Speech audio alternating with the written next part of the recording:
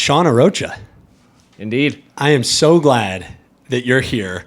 For context for the audience, I just want to share to kind of frame and start our conversation. Full transparency, I've been looking forward to the opportunity to picking your brain since I met you at the end of September. So for everybody listening, Sean and I met running 24 Hours of Palmer Lake.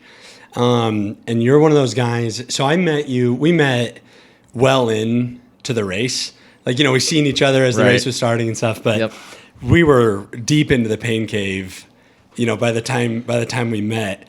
And I knew instantly that you were my people. We were running, I don't know how far in we were, but we were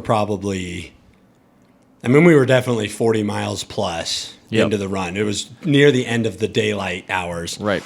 And we're sharing some laps, and you started sharing with me your perspective on presence. Yeah. And people being present and things like that. And it's funny. I was telling my wife afterwards, this is only the second time I've met you in person. And I feel like I've got a lifelong, fast friends because of just instant depth and real connection.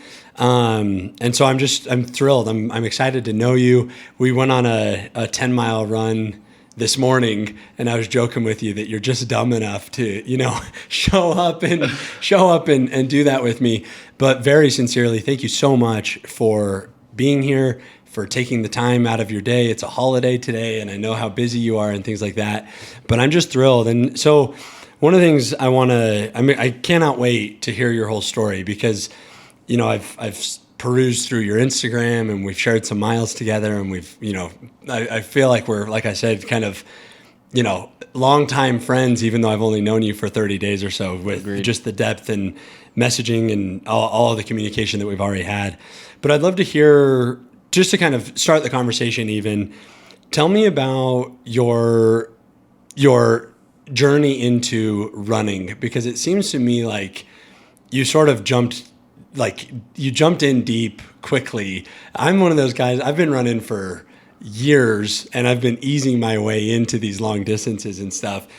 You, I feel like, not as long, but much deeper early on. How long have you been running? When did you start running?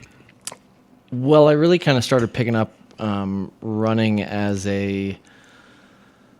it wasn't so much focused as a fitness thing. It was focused more as like a mental therapy kind of emotional reset type thing for me. And I picked that up in 2020 seriously. So it's really only been a few years that I've spent a lot of time, in the shoes, putting the miles in, putting the hours in, and really just kind of starting to figure out how to not only enter this very challenging physical space of running where, a lot of people who you talk to will say running is super challenging. I hate running. It's something that, I'm not good at, quote unquote. And I think that's what was kind of attractive to me about it. So the physical part of it was attractive because it was a challenge, but then the mental componentry of running is kind of the big motivator for me, of just being able to kind of get into a space where you have to be with yourself. You don't have a choice. You have to be in this space where you're talking to yourself, you're working through certain mental hurdles, and all you have is to talk yourself through it. I think there's a lot of value in that space to be found for anybody, and it doesn't necessarily have to be running. Running, I think, is kind of how I found that space. But I think that there's a lot to be said about endurance, anything, whether it's cycling, whether it's swimming, anything that's kind of an endurance-focused sport, I think has the power to really unlock certain parts of your brain that you have trouble accessing in any other way. Yeah. Yeah, it's like an intentional departure from the comfort zone. Exactly. Kind of lets you see what you're really made of. Yeah. You said something to me today that I've been excited to hear more about since we were on our run, which, by the way, for anybody listening, Sean and I ran 10 miles this morning, 19-degree weather, blizzard, or not blizzard, but snowstorm conditions outside. And the fact that you show up and are willing to do that, I think speaks so much volume, to your character and to who you really are, which is again, contributing to my excitement to getting to kind of, peel back some layers and get to know your mindset a little bit more. But while we were running today, you mentioned, and I'll paraphrase because I don't want to misquote you. You were telling me a story of a half marathon training run, and it was true blizzard conditions, like really blizzarding cold. In fact, there's a photo of you on Instagram with like a snow beard. And you basically told me that you have this ability when things get really, really difficult to smile and say, here we go. Yeah, I think that it might have been something a little more, the words might not have been exactly that. A little more French, maybe. Let's effing go or something. Yep. But what I want to hear from you, because I think just that, like even just if you unpack the mindset behind that, what you told me this morning, that when things get really hard, you are able to smile and shift your mindset and say, let's go, like double down. This is what we're here for. The act of that in and of itself, I think is really remarkable. So many times in life when people are faced with adversity or a hard time or a cold run or whatever it might be, you're kind of I feel like you get these moments of it's a decision time now. Absolutely. Like, how are we going to respond to the moment that we're in, to the adversity that we're facing? Yep.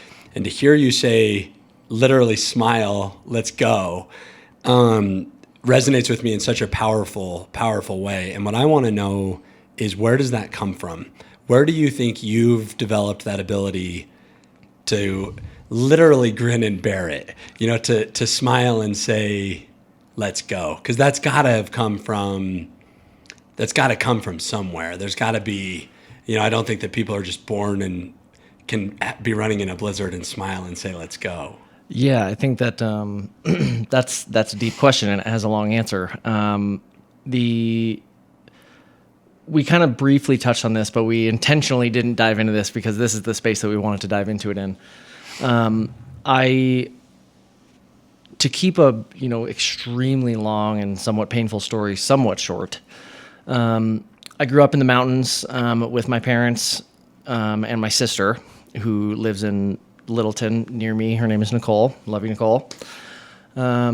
She and I grew up relatively secluded up there in the mountains. It was just, my parents and the two of us. We had no neighbors. It was just us. So, the home time every night, there was no, hopping on a bike and going down the street to hang out with a friend. There was no, aside from sports where I got to stay after school to play sports like football, or I got to go snowboard, or I got to mountain bike or something like that. Home time was home time, and everybody's family has their own challenges. Nobody's family is perfect. And we had, our own set of challenges inside of our home that kind of, laid the groundwork for figuring out how to approach, handle, and work through mental and emotional adversity. Not by choice. I don't think anybody out there, realistically, any sane person is going to choose to go through really challenging familial times by choice, right? Nobody's going to make that choice consciously. But having gone through that as a child, and then growing up, it shapes you into this person that really has the power to choose one path or the other. And I think that people who go through a lot of trauma in their younger years have this switch in them that allows them to choose either one of two paths. And one of those paths would be, I'm going to let my trauma define me, and I'm going to let this trauma guide my life, whether it's consciously or subconsciously. You're making a choice, right? Whether you're flipping that switch or not, that choice is being made. Or you can flip that switch and say, I'm going to use my trauma as fuel. I'm going to use this as a reason to be better and to change myself. And in my younger adult years, I had grown up into, this younger adult who I had my own vices. I wouldn't necessarily say I was an addict by any means, but, I smoked a lot of marijuana. I kind of found comfort in substances to a point. It didn't ruin my life or control my life, but I definitely crutched, right? I definitely relied on these things to help kind of bring the anxiety down, bring the mental level of stress down. And then in 2019, things got really tough for my family. My father got diagnosed with terminal brain cancer, stage 4 glioblastoma. And he was the caretaker for my mother at that point. My mother was a lifelong smoker. Both of them were. She had stage 4 COPD and emphysema, and she was on oxygen. And she also had a relatively severe drinking problem. So, just to clarify, 2019, now both parents have cancer? So just my father had cancer. Okay. My mother had COPD and emphysema, Got it. lung issues from lifelong smoking, and then alcoholism as well. But to the point where it required a caretaker, Correct. which was your dad. Exactly. Yes. And my mom was on the verge of, if not currently on disability at that point. It was kind of a weird matrix of things that were going on with both of them. But my father was her caretaker. And so when he got sick, he went in essentially immediately to have the tumor resected from his brain. And when that tumor got resected, he had hemiparesis, forgive me if I'm saying that incorrectly or not, where he lost control of the right side of his body. Wow. And my father was a 6'3", 250-pound Marine, very large man, tough man to move around if he can't move around on his own. And so after he became sick, he was in and out of skilled nursing and assisted living facilities, all while my mother was going through her own stuff and kind of slipping in her own respect with, her problems. So it was this difficult balance for me and my sister to figure out how to take care of both of them simultaneously. And are you and your sister living at home at the time? What's the living situation looking like right now? Had you guys left? Yeah, so we had left. So I was living down in Denver area with a girlfriend of mine. And my sister was living down in Denver area with by herself, but had a significant other. And our parents still had lived up in the house near Netherland that we grew up in. So it was about a 40-minute commute for us to get from where we were living up to the house to help them. Jeez. My mother was the only one at the house still, and my father was kind of moving around different places in the Denver metro area to different facilities to help him get through his rehab and things like that, and also go to his cancer treatments and such. So there was a lot of kind of jumping around, all while me and my sister were working our jobs and trying to maintain our own lives and still trying to get enough sleep and do all these things. And it became very, oppressive on our lives. It's challenging for anybody. Doing them both at the same time was, added an extra layer of difficulty to the situation. And things ended up, kind of digressing. My mom began, slipping further down her path. And my father was, it was terminal brain cancer. There was no cure. I mean, we could keep him alive for longer, if he followed his cancer treatments and everything worked out well, he could stay alive for a certain period of time, but it was terminal. So, and you knew it was terminal from the get-go. Yep. When he first got diagnosed, the doctor said, this is terminal. Wow. So, we were all kind of dealing with that. The whole family's dealing with a lot of things here. And they both kind of start going downhill, simultaneously, but separately. Yeah. They're both kind of going downhill. And, my mother ended up, passing on, March 1st of 2020. Which was a Sunday, I believe. And then my father was April 30th. Jeez. So he was less than 2 months after her. And in that window of, and the reason why I bring this up, this is a challenging subject for me to talk about. And this is a challenging subject for our family. But the reason why I bring this up is because this event that happened in our family, this event was kind of the catalyst for me to really figure out what am I going to do? You know what I mean? I mean, our family's always been kind of separated. We weren't a super close-knit big family. I have family out in the East. My mom's side of the family, I have her aunt and stuff that's out East. That was in Florida, Tennessee, New York area. And then I had my brother who lives in California, which is my mother's son. And then I had my mother's family who was in Oregon, Washington area.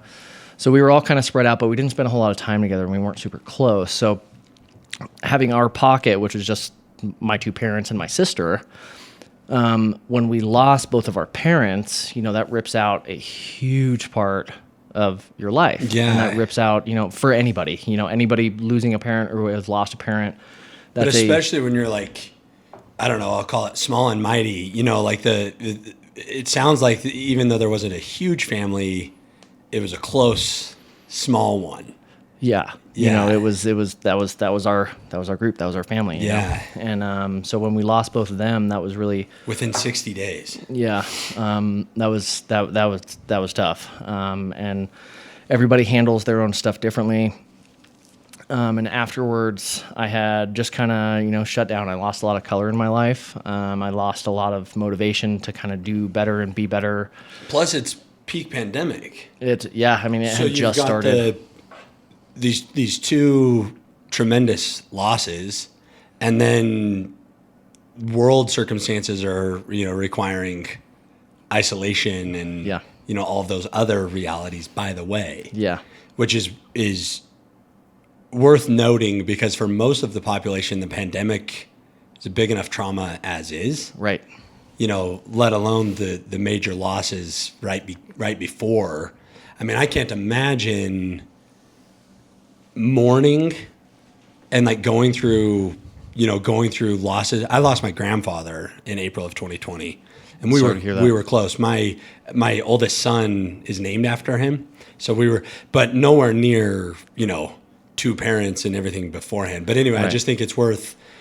It's another layer of this, just like gut punch after gut punch. Yeah. For a little while there, because on top of all that, there's by the way a global pandemic happening. Right. So that was challenging, and following the loss of them, and having kind of what felt like, for a lot of people, for almost everybody, your parents are your safety net. For a lot of people, you can kind of go to your parents if you need help with something. You go to your parents and you're like, what do I do? Yeah. For advice and stuff. And I couldn't necessarily rely on my parents for any type of like financial security or anything like that. And I didn't want to. Right? They raised, and I'm very thankful for this. They raised all of us in our family to be very independent in that aspect. Where like if you need something and you got to figure out something financially, you figure it out. If you got to get a second job, if you got to do something, like you pull your Figure it bootstraps out, up and yeah. you figure it out. If you need gas money, go figure it out. So I'm very thankful for that. But as I grew older, and I think this is the case with everybody, as you kind of mature, you start to your relationship with your parents changes, and you begin to develop more respect for your parents, and you begin to understand their perspective a little bit more, and you begin to value their input on situations more. And so after having lost them, and now I've lost, like, in my mind, I'm like, well, now I have nobody to go to. I have nobody to go to. Like, who do I go to? How do I ask questions? How do I become better? What do I, if in my relationships, in my professional career, like what's the right choice? I don't have anything to bounce that off of anymore. So I kind of entered this space where I just was really lost for a long time. Following that, it was probably 6 solid months afterwards where I was just lost, and things were dark, and I was crutching really hard on marijuana specifically to just kind of numb the pain, and that was something that I had kind of used throughout my adult years to just numb the stuff that was kind of below surface level, right? And then one day I remember I had this thought in my mind where I had, recognized that I was on my way home from work, and all I could think of was, man, I can't wait to get home from work so I can rely on that crutch again. Yeah. You know what I mean? And that, Go ahead. and that thought in my mind turned something on where I was like, that's wrong. That's wrong. Like that, whether, you think you can become addicted to, marijuana or not, psychologically, for me, 100% you can. Yeah. Physical addiction, maybe not, but psychological addiction still is very, very real for me on that. And that, it was literally that next day I woke up and I remember telling myself, like, I'm done. I'm not missing anything if I don't do this. I know what's going to happen. This isn't serving me. I don't feel better. This doesn't solve my problem. This just adds a layer above it that fogs the intensity of it. It doesn't actually remove the problem or Right. chip away at it. And so that was the day that I just stopped. And then that allowed my brain to start clearing up, and I started to be able to figure out I have a choice now. Yeah. Those first, because I want to hear about that choice and like the clear, as the brain cleared up and moving forward. And a quick anecdote because I relate so much to that. So I told you when we were on our run this morning that I haven't had any alcohol since June 28th. Beautiful. And the reason Love that it. the reason that I know it was June 28th is I was visiting my parents, and my birthday is June 29th. Okay. And they live in Utah, and we drove up there. The liquor store was closed by the time we got there, and I remember feeling angry. Yeah. That, I'm like, it's my birthday, I want a whiskey, whatever. And similar moment where I'm like, ooh, I shouldn't feel like that. Yeah. Like that's probably not. I'm right. like really upset that the liquor store's closed. That's a Right. bad sign. Yes, absolutely. So I very much relate to that moment because June 28th on, I decided, what the heck, I'm going to not do it because it concerned me that that I was angry. Right. But I would love to hear, so talking about, the crutches and kind of using, using marijuana to suppress these emotions. Can you walk me through those first 6 months, April 2020 till this moment?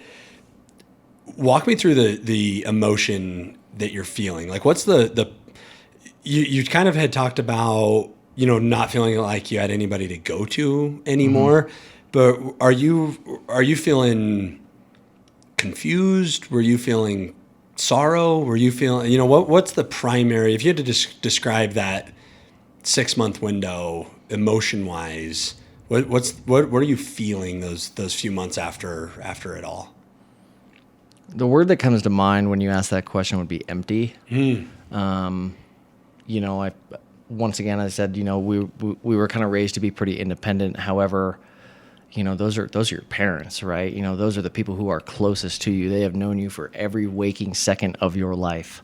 And that when they get ripped from you so quickly, it just felt like everything inside of me got taken from me. Empty. And yeah, this just like pit opened up inside of me, and everything that I tried to feel fell into it and disappeared. Nothing that, happened in my life I mentioned earlier, nothing had color anymore. Nothing inspired a feeling of excitement. Nothing inspired a feeling of happiness. I never had a genuine smile on my face. Every smile that I had when I was in public was a forced.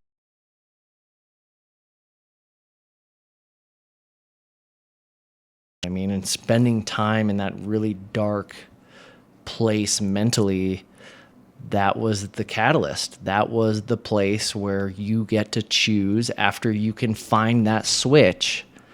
Now you get to make a choice. Yeah.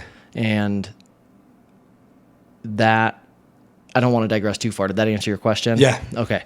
It's an interesting answer, by the way, empty, but it makes so much sense. Yeah. And, once I found that switch, I had always kind of, through my entire life, I'd always been an athlete in some facet, whether it was playing football that we kind of briefly talked about on our run, whether it was playing football or snowboarding. I did gymnastics.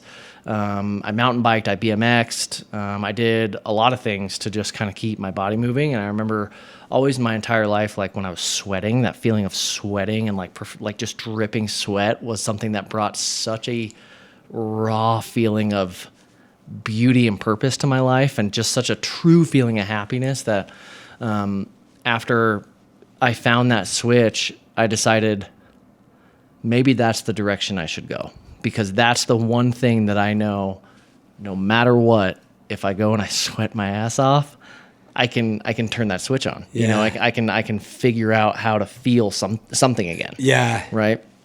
And so anything, right? And that's what I was looking for, right? I want to feel something, even the pain. Even the pain. Yeah, if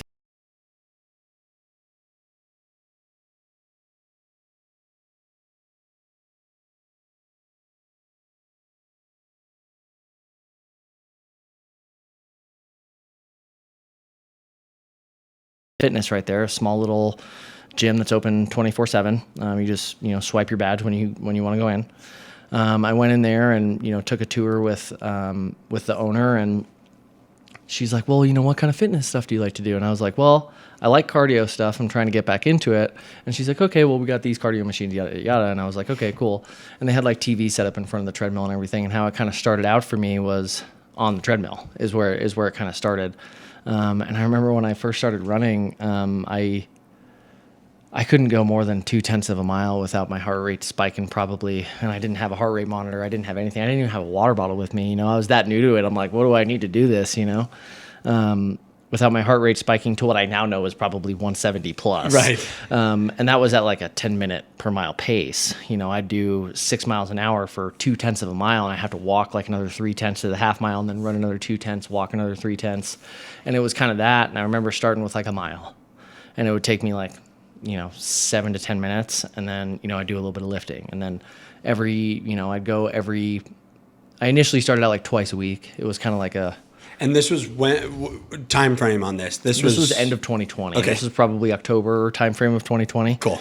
And it started out kind of slow, and then I started to develop some cardiovascular base, like some aerobic base kind of fitness for my cardiovascular system. And I remember finally getting to like half a mile, and I'm like, okay, cool.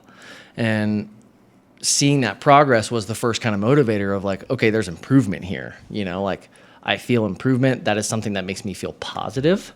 And I'm like, that's the first positive feeling I have, is that I'm improving at something. Like something in my life feels like it's moving now. And so that was a string that I pulled a little bit, and I just kind of kept pulling that string. And before I knew it, I was at a mile, and then I was like, maybe I could do 2 miles. And then it was just this snowball effect where I'm like, maybe I can just keep going. And yeah, it was something that provided me a lot of solidarity in myself, and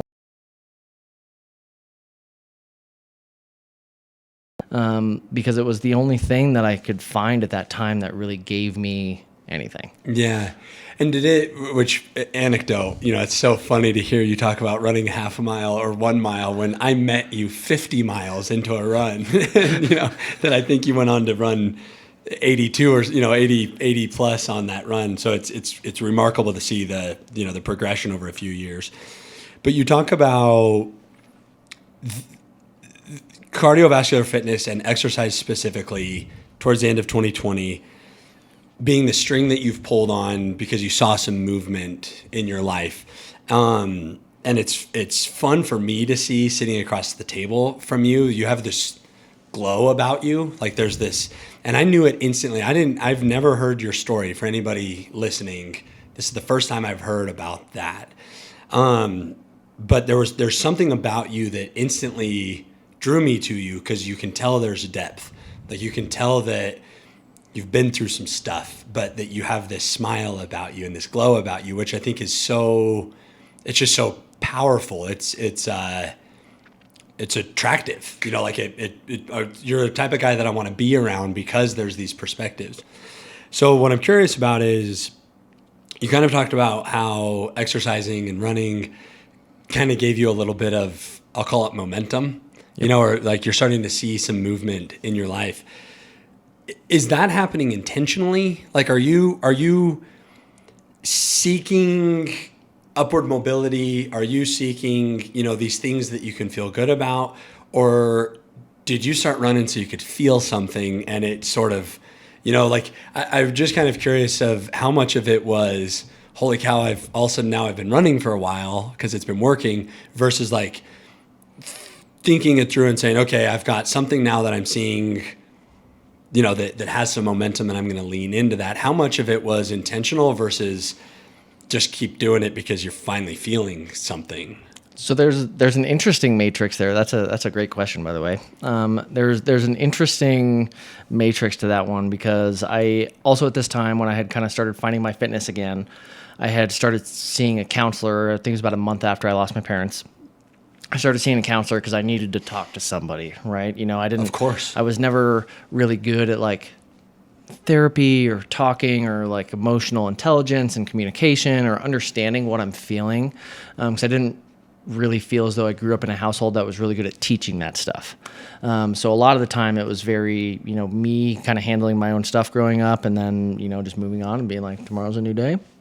We'll just start over tomorrow. So really unpacking and understanding emotions as a child wasn't something that I was super strong with at all. And then having lost them and starting counseling again, that really showed me how little emotional intelligence I had at the time, and how I was not good for standing up for myself, how I was not good at understanding what I was feeling and being able to portray that correctly to people. And then in this time frame, my counselor, her name is Dana. I've moved on to a different psychologist at this point, but my counselor's name was Dana. She's fantastic. I absolutely loved talking with her. She was super, super helpful.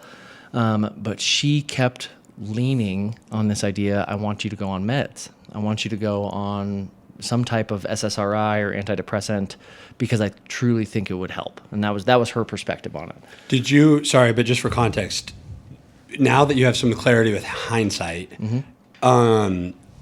did you have depressive or anxiety tendencies prior to the loss, or is it all new from the loss? So looking back now, you're like, some of that's been around for forever. And I think a lot of that stuff was stuff that I was covering up with the marijuana usage.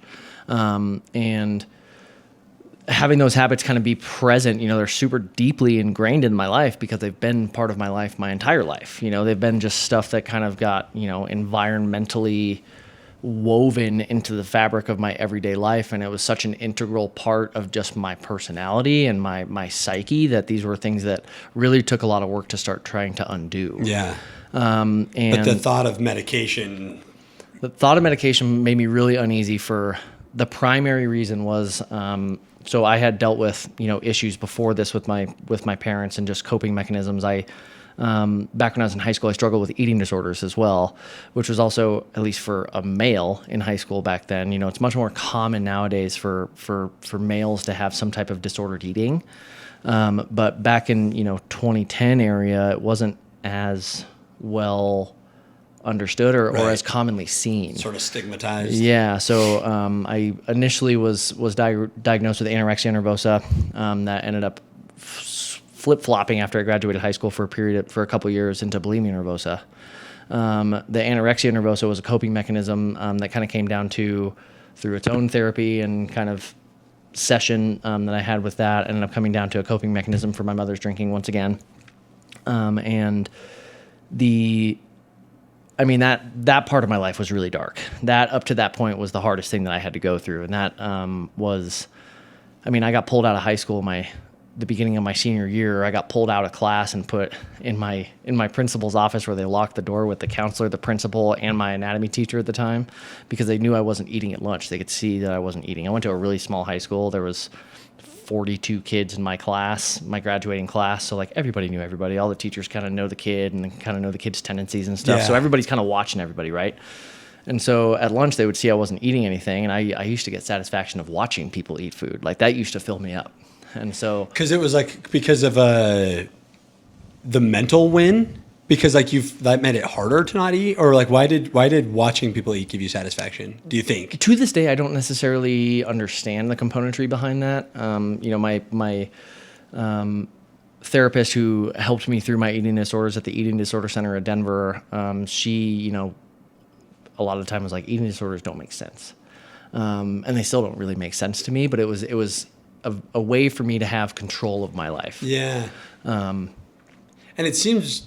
And don't let me speculate, more than I should, but it does seem like there are some parallels with mental fortitude and eating disorders, traumas, long distance running, whatever it might be, of like, because some are more healthy than others, clearly. Right. But it seems like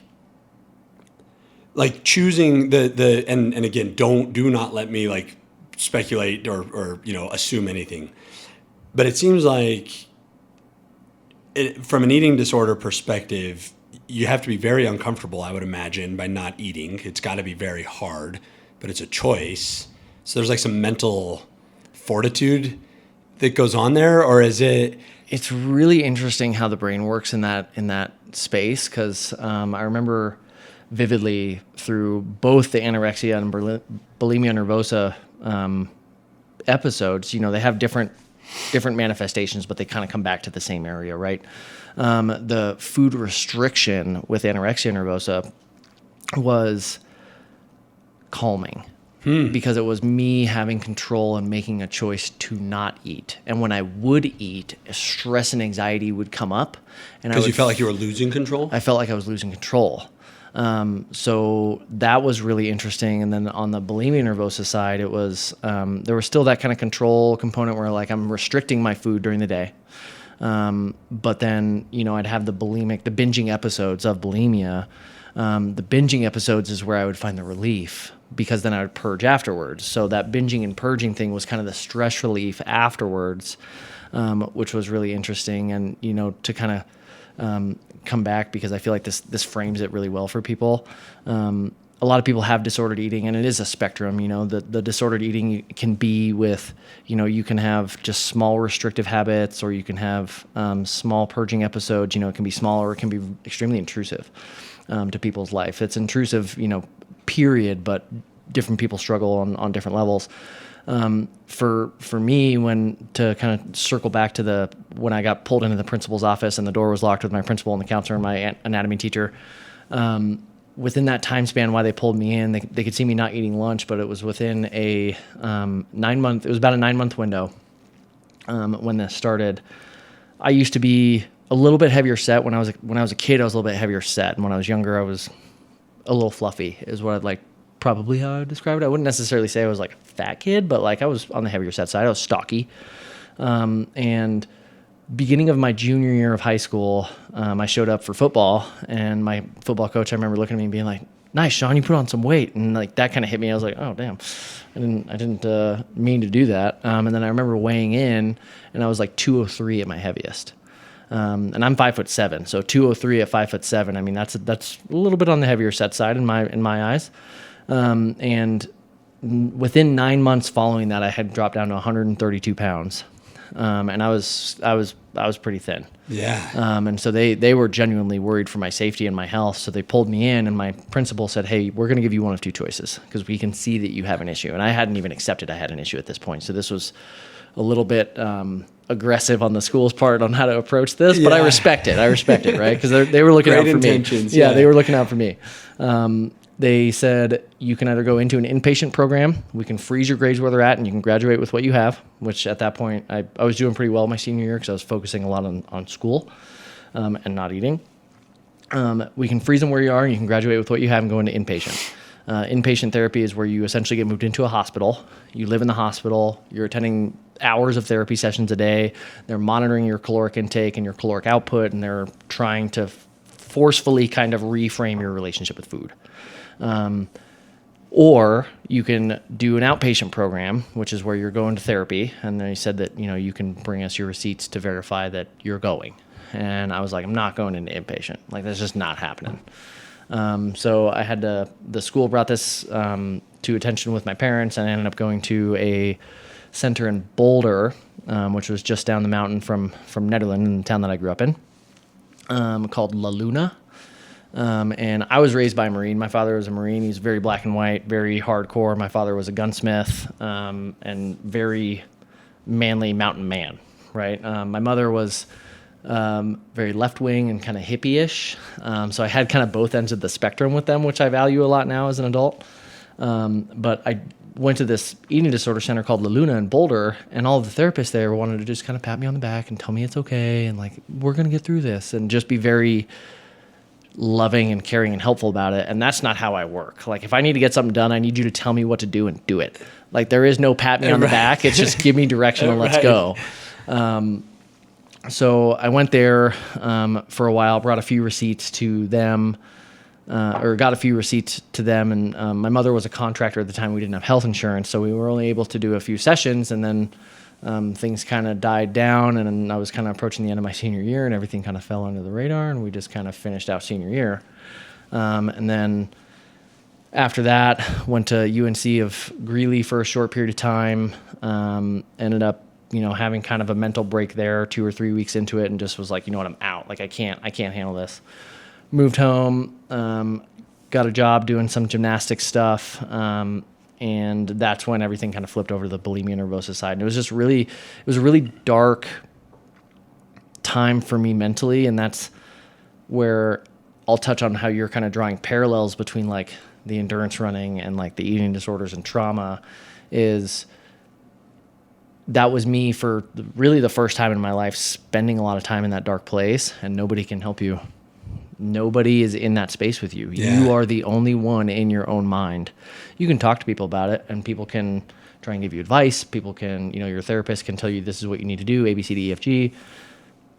But they're not there. They're not in there. They don't listen to you talk to yourself. Right. And you have this kind of split of like your subconscious mind and your conscious mind kind of clashing all the time. And that was the first thing that I really had some legitimate tribulation to get through. That was my first true mental challenge in my life. And as of January 9th, this coming January 9th, I will be 11 years episode free. It's amazing. Which is pretty cool.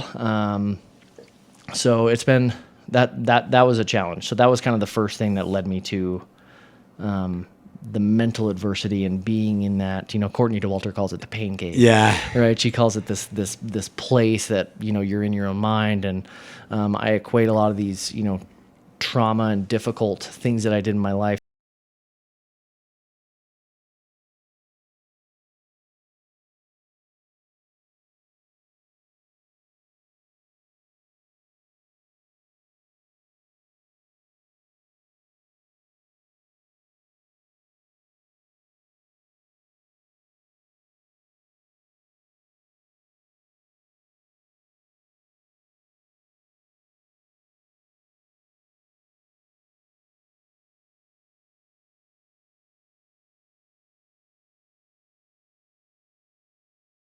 Too, but I've been struggling with this dilemma between nature versus nurture. Mm-hmm. The whole concept of this podcast is conversations with people that inspire me. And there's almost this like stoicism about people with depth. Mm-hmm. People that have a story to tell, that have weathered it well and have come out the other side, with this new perspective. And I'm gonna force you to, try to unpack that for me. Cause the guy sitting in front of me right now is bright and it has a genuine smile. And like, there's so much beauty to it. But what I've been trying to figure out, and maybe you've got some insight as it relates to your own story, is this idea of nature versus nurture. So like, I think about your story, for example. We've got years worth of disordered eating, which is, very, very difficult in and of itself. Then we've got the loss of both parents, indescribably difficult. I don't even know I can't even believe you're talking about it. That, is that difficult. Pandemic, other normal life stuff that I'm sure we haven't even touched on, which I'm sure there is, thousands of. There's plenty. Yeah. Yep. Of these other things that have gone on along the way. Mm-hmm. Yet here we are, incredibly optimistic, incredibly insightful. You've got this ability to connect with people on a real level. And there's this amazing level of depth and complexity to you. So the question is that who you are? Or is that who you became, through these things? And I know that that's like an impossible question to answer, but because I think a lot of times people will use endurance sports or these intentional departures from the comfort zone as a way of preparing themselves for the eventual adversity that's going to come. It's like, do the hard thing now so that when the real hard thing comes, you're ready for it. Right. I almost feel like you've got the opposite, timeline. And I don't mean that, I'm grinning, but I don't mean it lightly. But the amount of adversity that you've been through is tremendous. I mean, tremendous by any standard. Somebody to weather those storms. It would be so easy to come out of all that bitter and angry. I mean, nobody would blame you in the world if you were, an alcoholic, grumpy, mad at the world. And of course you would be. You look back and it's like, of course. Yet somehow there's this, like you've already made hugely positive impacts on my life, and I've barely known you. Glad to hear it. the trajectory that you've chosen to take is remarkable. And I would love to hear, how you got there. Like whether it's nature versus nurture, or these decision points, or, aha moments of clarity, or what, or dumb luck, I don't. Yeah. But how in the world does the guy sitting in front of me right now, how do we end up there with these, with this tremendous amount of adversity to get there? So I think to touch on the nature versus nurture component of that conversation, I think that adversity is, for me now looking back, I think adversity in everybody's life is a extremely, extremely valuable experience for everybody. Everybody's level of adversity is going to be different. Some people get, born into families that are much more, that function on a much more healthy level, I feel like, than maybe my family did. And, I don't want to frame my family as this, unhealthy family that had all these problems and stuff, because, my parents were married my whole life, which I'm thankful for.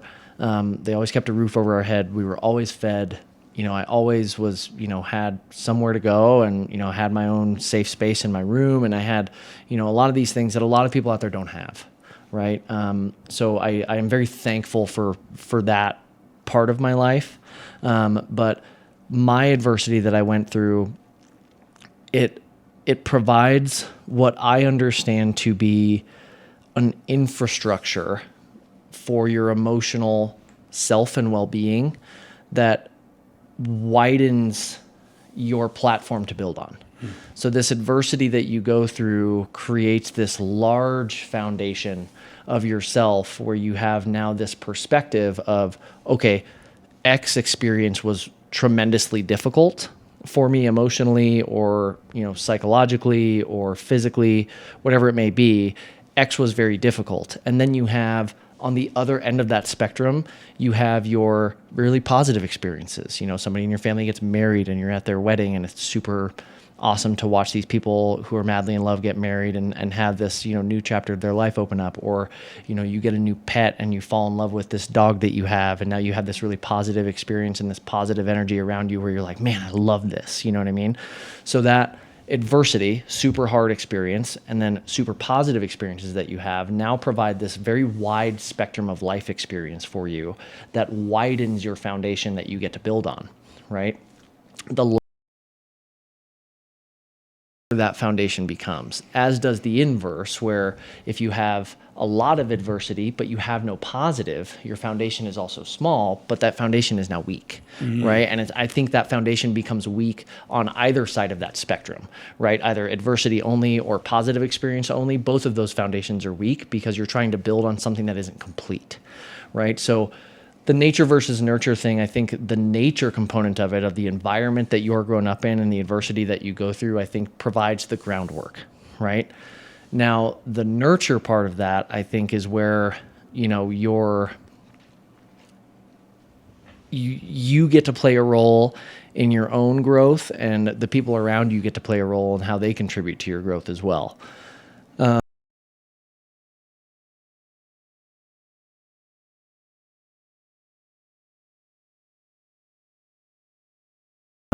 Partly experiences, a lot of it, all of it, not a lot of it, all of it comes from intention. And all of that comes from the intent to grow and to become better. There's things that will just kind of, fall into place over your life as life continues. Things just kind of, life happens around you. And I think one of the things that's important to bring up here is that, life doesn't happen to you. Life will happen for you, but you need to make that decision, right? So that foundation for me has been, I feel very lucky, having gone through adversity and also having had positive experiences in my life, to feel as though what I perceive to be a relatively large foundation to build upon. Everything that was built on that foundation crumbled when I lost my parents. There was holes in that foundation from certain areas of my life that weren't filled in properly when I was younger, and then the eating disorder stuff definitely poked some holes in the structure as I began to build it, right? So when I lost my parents and everything got ripped out, I started to understand through fitness and running that I get to rebuild. Now I come to a point where my foundation still exists, but now I can start forming and creating this structure of my life where I get to fill in all of those holes that I didn't fill in earlier. I get to recreate this structure of my life however I want to create it. And that was kind of the point of no return for me. Yeah. Where I got to choose where I'm going to focus on building this structure in a manner where I am showing intent on why each piece gets to be in my life and understand why each piece is structured the way that it is and why I do what I do. And having that intention behind all of that to create this structure, and I know I'm talking about this super abstractly, but it's how my mind kind of makes sense of all this. Having the intention behind all of those components to create this structure of your life is the way that you get to understand how to build a life that works for you. Yeah. I feel like after traumatic events and a lot of tribulation and a lot of adversity in people's lives, there's a good amount of people, and, albeit I think these are really good people, but I think that there's a lot of people out there who fold and succumb to that pain. They fold and they fall victim to those experiences, and a lot of people run from them and choose substance. A lot of people run from them and choose poor life decisions, and they try and find solace and completion in external things in their life, whether that's substance or people or running from places or, whatever it may be. There's millions of different ways people cope with stuff. But for me, I am very thankful through counseling and therapy to recognize that everything I need to do to create the life that I want is in me. It's in there, right? It's almost like, with your analogy, it works for me because I visualize it's almost like this stripped down, like I am, you mentioned that the loss of your parents showed holes in that foundation or whatever, but I would say that it's almost like, well, geez, a big enough earthquake's going to bring down any building, right? And it's almost then you have this moment where you had the perspective to say, well, all that's left is the foundation. Now we rebuild. Yep. And now we think about how we can rebuild and what pieces to put in place, like you said, and, making it what it is, which is insanely powerful. Like the fact that you had the resiliency, to have the building fall multiple times, down to just, I'm a volunteer firefighter, and we often, down to the foundation, like the whole thing burned down to the foundation. Mm-hmm. But to look at that and I think that speaks to the perspective that you bring to life, because it's something I've picked up on you from the short time I've known you. So many people would look at that, the building that's burned down to the foundation and think it's been burned down to the foundation. It's over. Yeah. Right. Where you look at it and see, well, the foundation's there, let's build it, and thank goodness. You almost have like this gratitude perspective of you mentioned the wide swings of adversity and positivity, good things that have happened in your life, which has created this large foundation, as you put it, which makes so much sense. But I still haven't figured out how. When you look at that, and I know it hasn't, and know it didn't happen overnight. Like, I don't want to imply that, you lose your parents and you're like, well, I can rebuild. Like, obviously there's a huge process that goes in there. But, you've kind of talked about how, and it's important, it's worth us mentioning, everybody, and that's one of the coolest things about podcasting for me has been, because I'm intentionally speaking to high performers that inspire me. And what I'm finding is every single one of them has gone through a ton of stuff. Yeah. Like, my dad has a quote that I love, and he says, I've never met a strong person with an easy past. like, Absolutely. wow. But I think what's unique about that and what I'm finding is that every single person has a story to tell. Every one of those stories is riddled with adversity. Yeah. Whether it's extreme as yours or not, it doesn't matter. But to them, everybody has had extremely adverse and Yeah. ups and downs in their lives. Yeah. Some people see the foundation as an opportunity to rebuild. Other people see it as that it burned to the ground and there's nothing left.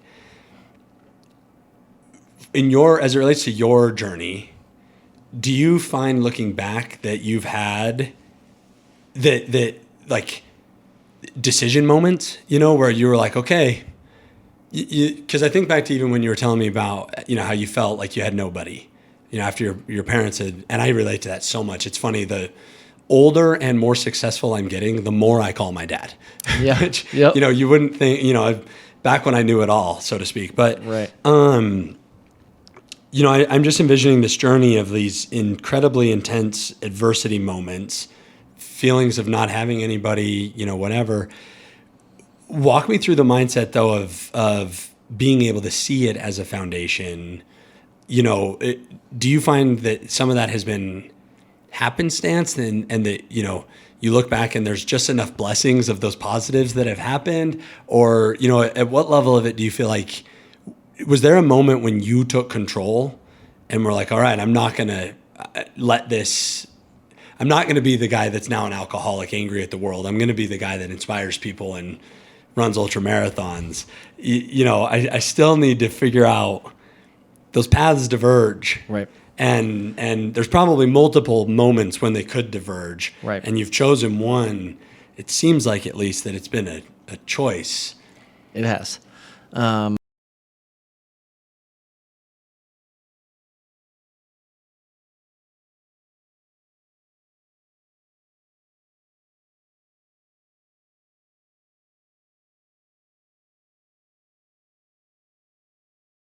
True componentry deep down that allows people to make that decision to choose that path of their life, whether they're going to go down that path and let their trauma eat them, or they're going to choose the path where they're going to let their trauma fuel them. I think that I like that analogy, by the way. Yeah, I think that decision, that moment, happens when you understand that your mind is something that, yes, you've spent your whole life with it, but you are not a master of it. And your mind has a power that is deeper, and your subconscious has a power that is deeper than your conscious mind can control. However, your conscious mind can influence your subconscious mind. You just have to understand what choices need to be made in your conscious realm that will influence the subconscious, right?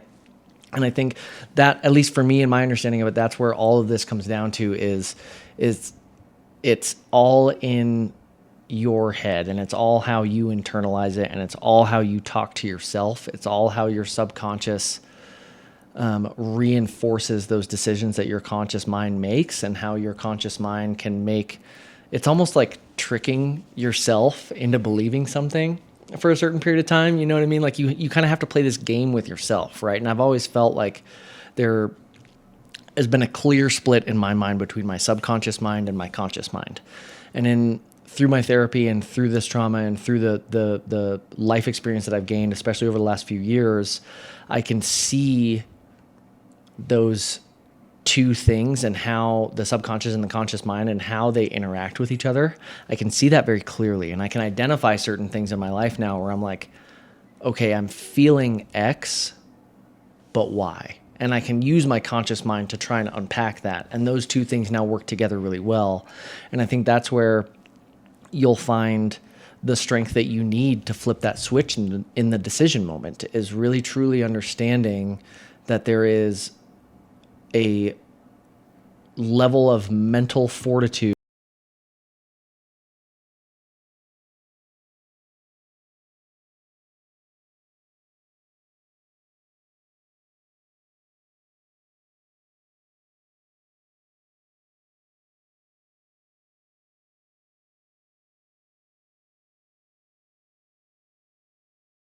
the work of recognizing, okay, cool, sweet, I can't control my subconscious mind. And that's where people throw their hands up and they're like, man, it's over.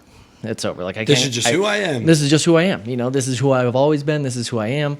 And people just fall down that path. That's where it begins to eat you, right? Where it begins to fuel you is where you recognize that I may not have control over it, but I can influence it. And I believe that if I influence it for long enough, it will change. Yeah. That's where I think that how comes in, right? And it all starts from inside your mind. And I think that decision for me at least was easier made because I had been through these experiences with my eating disorders and then with my parents and stuff where I get put into this mentally dark, solitary confinement essentially is what it feels like inside of your own mind where you don't have a choice, and a lot of people who go through adversity, or like really, really deep, really challenging adversity. And I think everybody does definitely at some point in their life, but when they get into that space, you recognize that you don't really have a choice but to sit there, right? Like you have to be in this space. You can't get out of it. Some people scream and scratch and claw metaphorically to get out of it and use substances to dumb down the pain and numb it all out. But then the second the substance is gone, it comes right back and it's waving you in the face. You know what I mean? It's right there. So for me, having been through these experiences, thankfully, where I was young enough in my first one where I didn't really have access to hard substances. There was no real access to it. So that wasn't a choice for me. You had no choice but to sit in it. Thank goodness, right? Because I feel like, a lot of really good, really strong people fall victim to that because it is an easy way out, and having to sit with that and learn how to be comfortable sitting on that couch next to your demon and talk to him and be okay with him there. And recognize how to, because he's never going to go away, right? And I've explained this. I used to smoke cigarettes too, because my parents were smokers, so I had a nicotine problem at some point. But I've quit smoking as well, and it's been 7 years now since I've smoked, which has been pretty good. But how I've described this with nicotine with people who I've tried to talk to about smoking as well. And now that I'm like having this conversation, I'm equating this analogy to this what we're talking about right now. But the nicotine addiction for me too never really went away. Right? Like that addiction to nicotine. Nicotine is a horrible substance and I hate it, but it was something that controlled my life on a very real level. Every day it influenced how I went through my day because I had to build in these breaks to get my nicotine and it impacts your day every day. When I first stopped nicotine, it felt like I was carrying a gorilla on my back. Every day it felt like this really hard push to not use nicotine. As time went on, the backpack gets smaller, the gorilla gets smaller, and now, today, it feels like there's a lizard that follows me around. It's just a little lizard that follows me around. I know he's there, but he doesn't do anything to me anymore. Right. I just I'll see him every now and again and be like, okay, that's cool. That's my nicotine lizard, right? And now that we're having this conversation, I kind of equate those demons to that same type of thing. That demon that you're struggling with, whatever it may be right now that's really tough, is a big demon who's weighing down on you real hard. But as you spend time with him and as you come to terms with him and recognize his or her presence in your life is there for a reason, whether you like that reason or not, it is providing you with something that you can see value in. Yeah, and it's almost like if you go down the path with suppression, or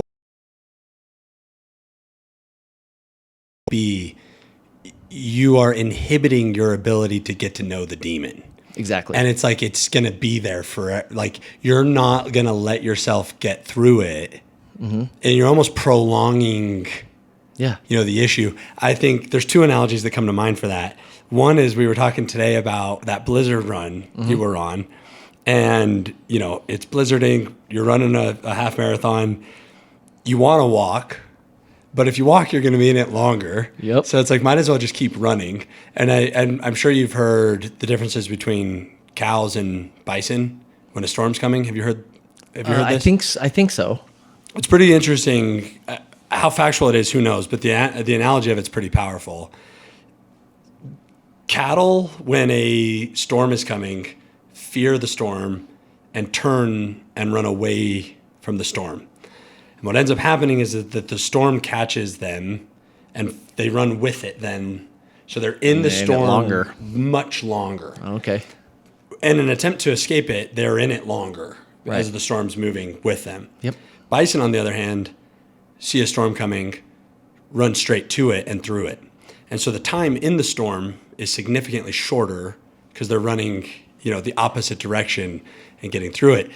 Much scarier approach. Right. Right. Storm's coming, turn and face it head on and run at it versus, running away from it. Mm-hmm. But I think powerful analogies to what you're talking about, like being willing and choosing to sit with the trauma and to sit with the adversity and realize that there's beauty in it, really. If you can take a bigger perspective, right. A far enough step back to see, that this whole thing, I love that of like, and almost thinking of it as a physical thing, like you have to sit with. Mm-hmm.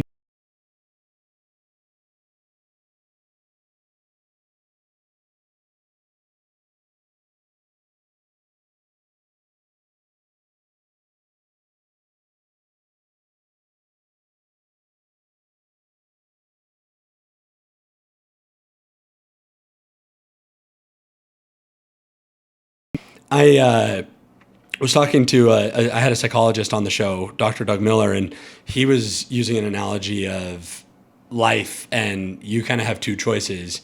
You can ride the merry-go-round, and it's going to be a merry-go-round, and it's consistent, it's safe, it's a merry-go-round. Or you can ride the roller coaster of life, which is up and down and sideways and upside down and turns and fast and slow and, these amazing, this incredibly complex journey. And I think about how you've framed both the positive and the negative in your life.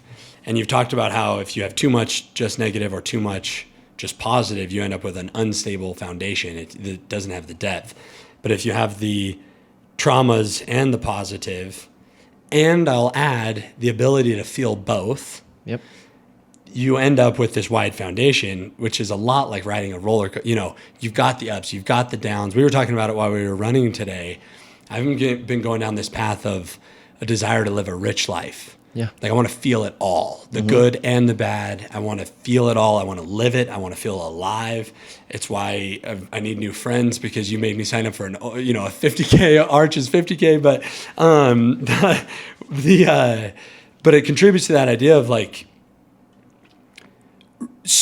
it goes against our nature, I think, sometimes so much to face the traumas. Yeah. And like just deal with them. Mm-hmm. And what you don't understand is that by trying to not face them, you're prolonging the negative impact of the trauma. So it almost seems like for you talked about, leaning into marijuana, which, not good or bad, like whatever. But the fact that it was kind of suppressing it but not making it go away. Yeah. And then you had the decision of like, well, so was that kind of like you're realizing you got to face it? Yeah, that was kind of the point where it's like, look, this isn't fixing anything. This isn't repairing anything. This isn't giving me any tools to be able to handle this any better. I don't feel better when I wake up the next day. I don't really feel better when I'm, under the influence of marijuana. I don't, it doesn't really make an improvement. Just kind of muted things. It's just muted, and then when the mute button is off, we're back to literally where I was before I pressed the mute button. And so it's this like baseline, almost below baseline, but numb feeling, back to baseline, below baseline. And it was just kind of that, very, very low wavelength existence is what it felt like. Merry-go-round. Yeah, merry-go-round. And I just didn't want to be there anymore. Do you think that's why you've been so drawn to ultra running, because of the rawness of it, like the fact that you can't escape it, the pain, like you've got to feel it, the good and the bad of it. Like, do you think that some of this has related to why you have the hobbies that you have too? I think so. And I think that there's a parallel to be drawn with, talking about accepting the pain of it and embracing the pain part of it. Circling back to when you said, and I do say this, I'm not going to use the French term of it, but whenever I'm in, the really difficult part of a run. And you can say it, by the way. Whenever I'm in a really difficult part of the run or I'm climbing an uphill and, I'm really feeling it, I'm feeling the burn, my heart rate's high, I'm in a tough spot, or maybe a part of my body's hurting that, I'm starting to work out some weakness in, whether it was, earlier it was hip flexors at the beginning of the year. And then I had some IT band stuff, and then I had some ankle stuff, and like everything I've kind of worked through. And I feel like that is weakness leaving the body. You will, I'll toss this in there. We can touch on this later, but you will not rise to the level of your expectations. You will fall to the level of your training. And whenever I start falling to the level of that training and I feel that low point in a run, I force myself to smile, and I'm like, fuck yeah, let's do it. This is why we're here, and I'll tell myself like, this is the place you want to be. This is where the work is done. This is why we're here. This is why we're here. This is where the work is done. The fun part of the run is fun and great and laughs and smiles and it's great, but like you don't get better there. You don't get better in the part of the run where you're like, man, it's a beautiful day outside. I'm breathing light. It's a easy terrain. You get better in the point when you're like, I don't know how much more gas I got. That's where you get better. And I think that's where I've kind of taught myself to embrace the challenge of it as the positive, fun part of the run. And that's where also I'll circle back to kind of like tricking your subconscious and learning how to work with your conscious, subconscious mind. That's part of that. That's part of that, like, oh, I know my subconscious. If I tell myself, gosh, this sucks, I hate this, this is the worst part of the run. If I tell myself that, my subconscious believes it. And my subconscious will take that in and it will manifest back to my conscious mind. Yep. If you make that conscious decision of being like, you know what, this is awesome, this is why we're here, I love this, your subconscious mind believes that. Your subconscious mind's like, actually, we do like this. And then that feeds back into your conscious life. And that's where the positivity cycle starts. Right? And that positivity cycle starts, and once it starts, it builds momentum. Yeah. And it just keeps going and keeps going and keeps going. And I've gotten to this point in my life where, I personally found it through fitness. I know a lot of other people can find it through other avenues, whether it's art, whether it's running a business, whether it's a million other things, right? But for me, it was through fitness where I found this kind of like purpose in my life where I feel like I can spread a positive impact. I feel like I can spread inspiration, and I feel like I can help the people around me be better. And that's why I want to be here, is I want the people around me who are trying to become better to be better. Yeah. And that's one of the reasons why, at Palmer, when I was running around and like I'd catch people, I'd be like, nice job. Even if I'm lapping you, I'm saying nice job because you're out here and you're getting it done. And every time I'm out there and I'm trying to inspire these people, that's what provides fulfillment in my life, is watching these people who want to get better, be better. And what I was telling, I can't remember who it was somebody at Palmer Lake, but it was a super cool conversation I was having with them. And, this is something I wanted to touch on, but I didn't talk about it on our run because I didn't want to ruin it, where I want to be out there and I want to inspire people to be better. I want to put a smile on my face. I want to show people that this is fun and this is where you want to be and this is how you want to, live your life. But also with me, like I'm a competitive person and I've always been a competitive person kind of my whole life.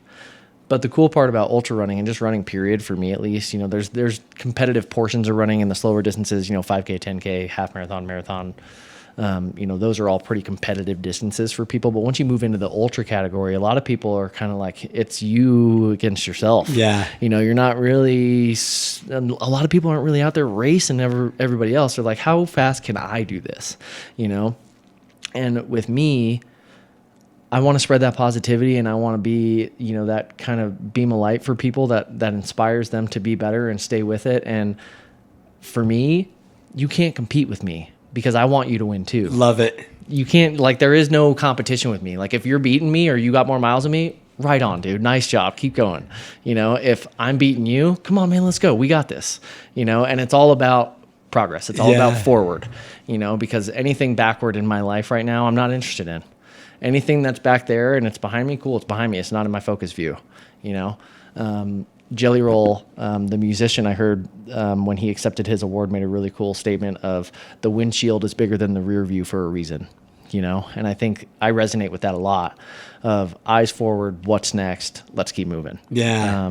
And yeah, I just, having this new relationship with ultra running where it's not a super competitive thing for me. It's like a labor of love. It's a labor of passion. And it's really cool to watch other people out there, in that dark spot. And if I catch up to you and you're in that dark spot, I'm going to run with you for a minute. I'm going to be like, what's up, man?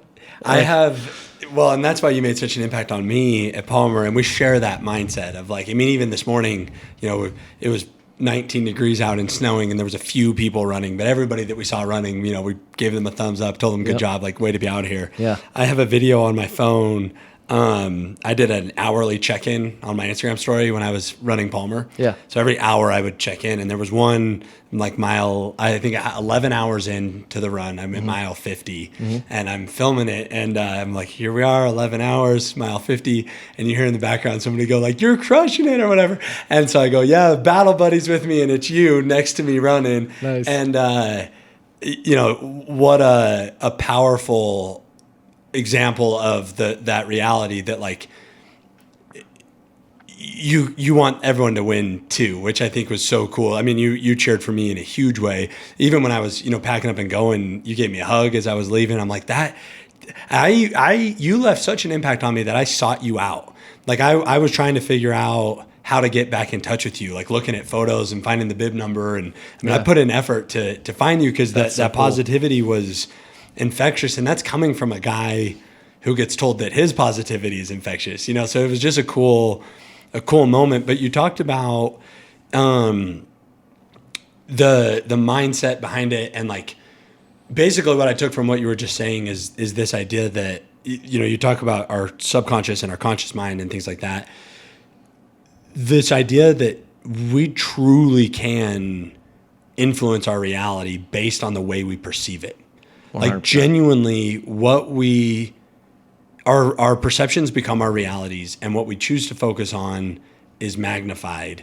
And choosing to focus on the fact that this is where we get better instead of the fact that this is when it hurts, or just these little subtle reframing of the mindset when adversity strikes and things like that is so powerful. My question is, considering the traumas that you've been through, the incredible, I'll call it, life trajectory that you've had now in terms of how you've taken the traumas and the paths that you've chosen to take and things like that, do you see that mindset, because we're talking about it in pretty big ways. Right. The loss of parents, disordered eating, running 80 miles or more, we're talking about it in these extremes. Have you seen that the ability to have that clarity of mind and that mindset relates in other aspects of your life? And if so, how and where? Give me some examples of, if that's the case, what that looks like. Yeah, I think that, that I was able to find that mindset through health and fitness and running. But that, feedback loop of the positive encouragement to your subconscious that feeds your conscious mind, that feedback loop stays with you outside of that. It penetrates every facet of your life. Every single experience you have in your life, it penetrates and it influences. And every time it influences that, I'll equate it to a savings account or a piggy bank. You don't build a giant savings account by making one huge deposit right away. It's small deposits again and again and again and again. And it's consistency with that builds this large account. And it's the same thing with your life and your experiences in this positivity feedback loop. That's the little deposits every time. And every day when you wake up, you get to make these, you recognize that you get to make these deposits throughout your day. And whether that's professionally, with your career, whether that's in your personal endeavors, whether that's in your social settings and trying to become better as, a person in your group, or that's, you trying to better yourself on a physical level, on a fitness level, whatever it may be, this positive feedback loop impacts. And I think that it's been hugely influential for me to be able to understand the relationship between positivity and the impact on your life, because it is really easy for, people to have, and, it's happened to me at points in my life. I'm not saying that this is something that never happened to me, but the victim mentality where, you get into this mindset where like life is happening to you. Oh, this happened to me and it ruined my day. I remember that there was a large, period of my life where this is the first thought that comes to mind, where like I'm driving around and if somebody cuts me off in traffic, it would make me mad for hours. Like I would be mad. I'd be mad for half the day because this dude in traffic cut me off and then flipped me off and it's my fault now, and then that happened to me and that took that positivity from me. That takes that, and I allow that power to be held in other people to take that from me. And there was, there was a relatively intense experience that I had that showed me I don't have to give that power to people. I can maintain that power. I get to wake up every day and I get to choose if today is a good day or not. And ever since that day happened, I've had very few bad days because every day is a good day.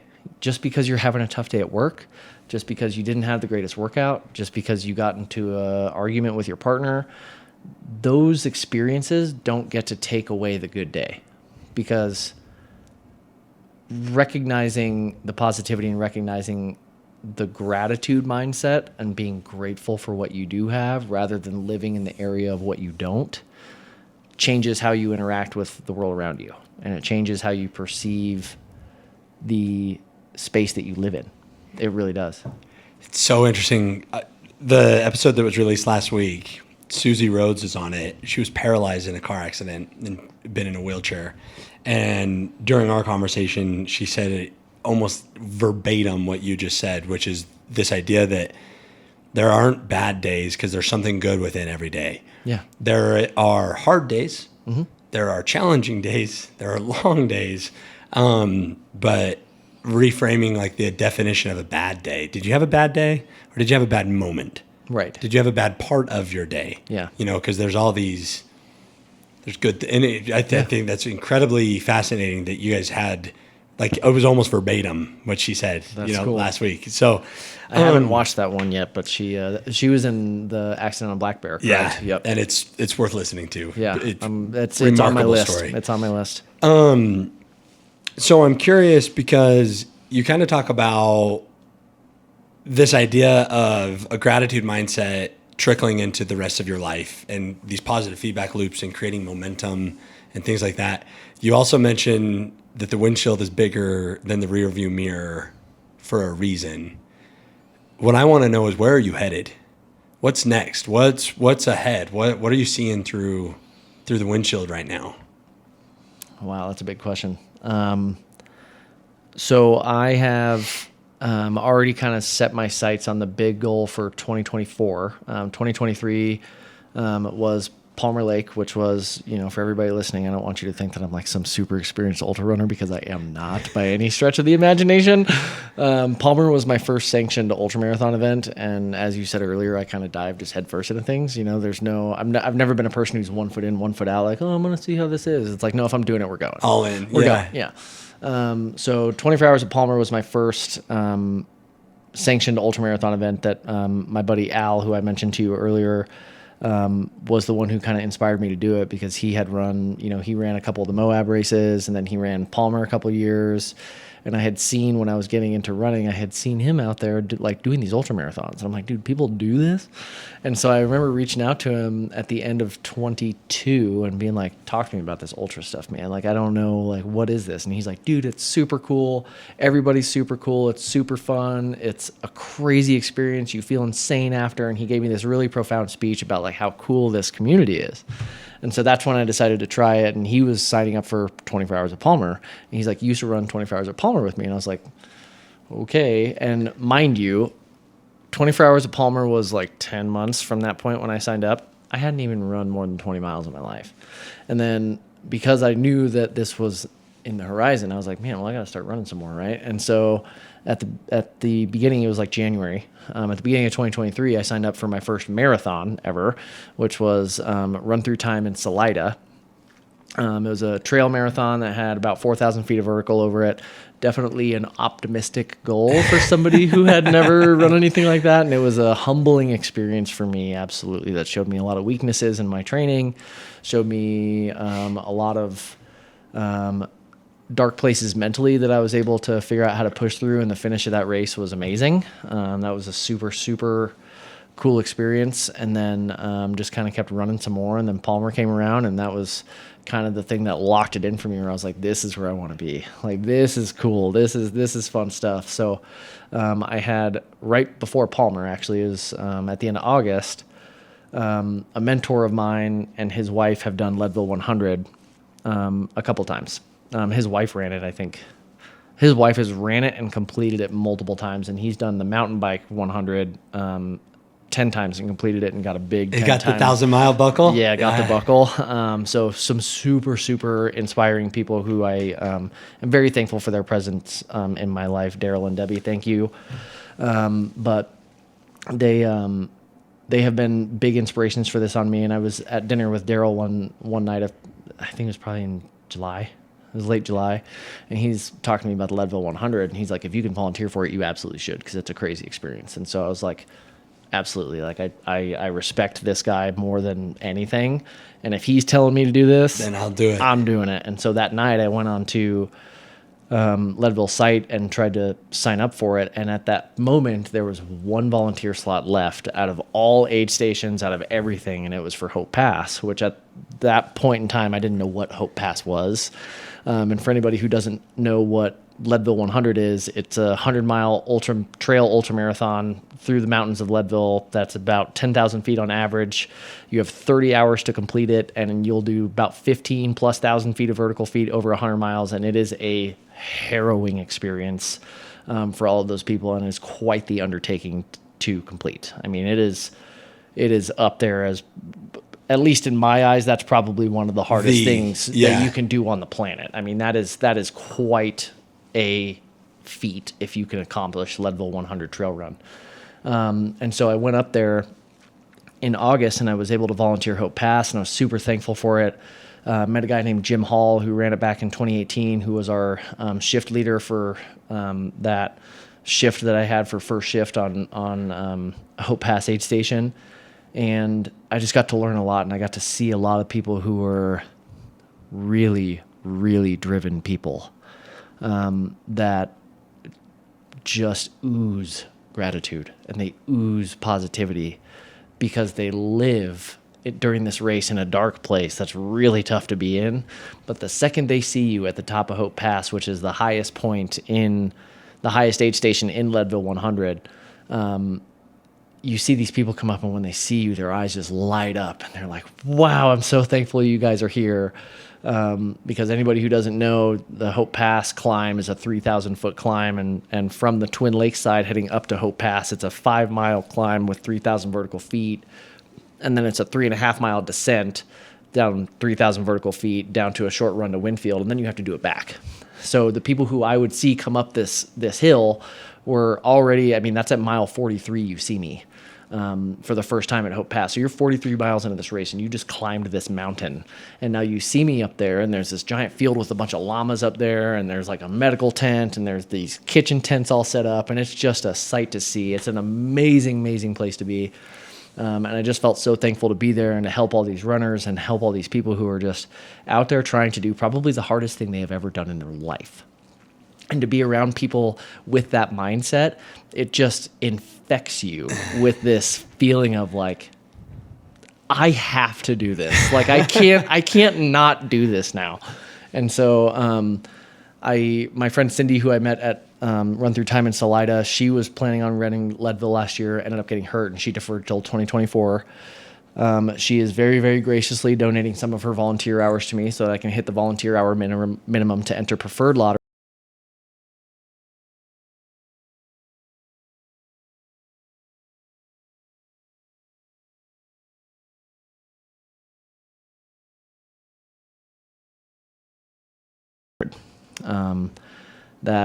That is the thing. And I think that, you know, for me, setting goals that are that high is what keeps me moving. I think, when I started at the beginning of 2023, I'd never run more than 20 miles in my entire life. Yeah.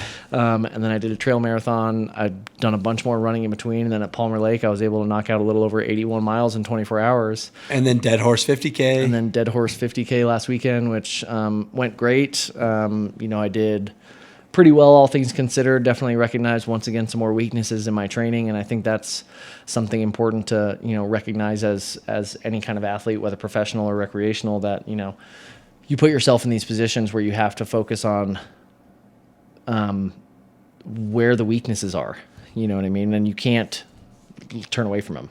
If I just did flat road running my entire life, I wouldn't recognize that my hip flexors aren't very strong, and that my glutes are not very strong, and my hamstrings aren't very strong. And then, you get into this trail running and you start pushing that kind of boundary of like what you're comfortable doing, and you start recognizing these weaknesses, not only in your training, but you start recognizing these weaknesses in your psyche as well. And that's where a lot of the training comes in too. And we were talking about this earlier, where this sport of ultra, in my mind, is 50% training. I mean, you got to get miles in. You're not going to run 100 miles just by, eating some chicken nuggets and waking up the next morning and wanting to do it. It's just not going to happen. So 50% of it is training. You have to put in the time, and you have to put in the miles and the strength training to be able to get it done.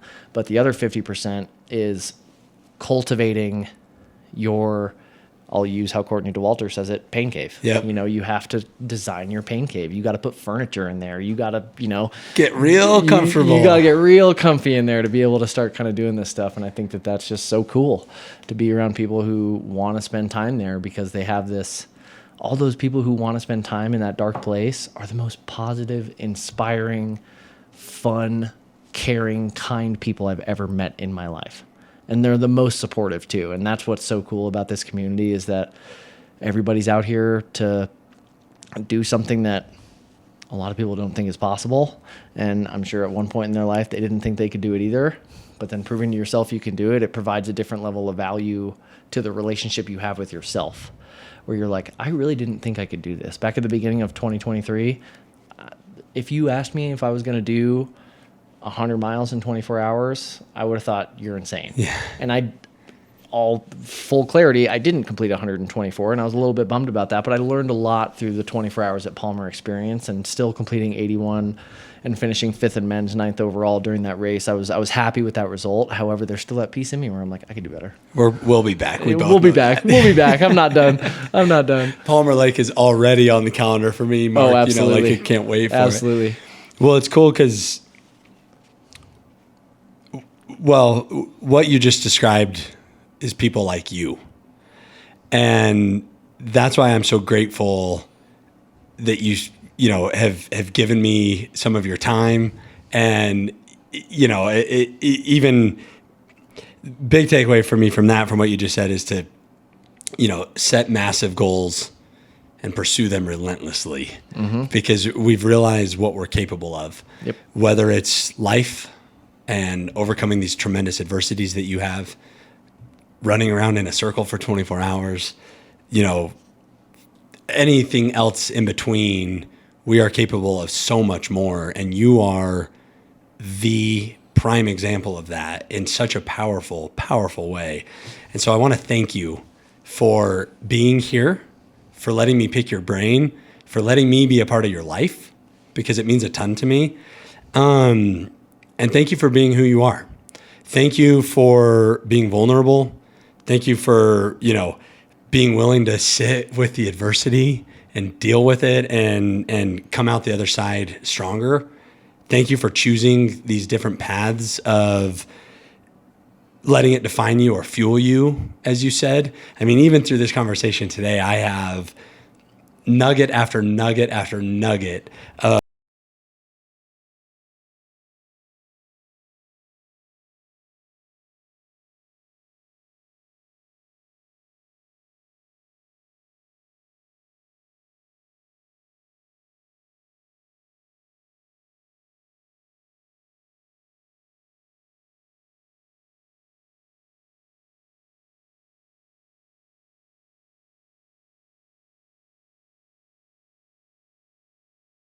to sit in front of me today and, share the story and to see where you're headed. It's remarkable. So thank you for everything. Well, thank you, man. I haven't really had a chance to really vocalize how honored I feel to be here, and how honored I am to be invited into this space where I get to, share my story, with, not only you, who I consider a great friend and who I feel like I've known for a really long time. And I feel like we share a whole lot of similarities as far as how we see life and how we want to better ourselves and, how we want to impact others. I think that, you're just an amazing individual who has an amazing, amazing podcast, and you have an amazing direction with what you want to do for, the people around you and the people who watch your podcast, inspire by example and chasing greatness. I think that those two things are things that I, really, really resonate with, and being able to be here and talk with you and have, these really penetrating questions asked to me that really kind of dig up this really genuine want to inspire not only you, but the people who are listening. And, it provides some fuel for myself. I think that, what you have going here is something that is very, very rare. And I think it's something that a lot of people need to recognize its value. It's something that doesn't happen very often. And I think that there's very few people on this planet who push this envelope of trying to inspire by example as hard as you do. And I'm so thankful you're here. I'm so thankful I met you at Palmer, and I can't wait for some more training runs. I can't wait to run Arches 50. Ultra. Yeah. Thanks a lot. Yeah, I'll be cursing you while we're done. Oh, I'll be cheering you on, man. I'm probably going to curse you a little bit and watch you beat me on this. And I just can't wait to see what this, relationship continues to evolve into, and we'll see if you can convince me to run Buffalo 100 with you here in March. I'll keep working on it. Yeah, dude. I don't think you're far away from convincing me to do it. So we'll see how it goes. Sean, thank you so much. Absolutely, man. Thank you.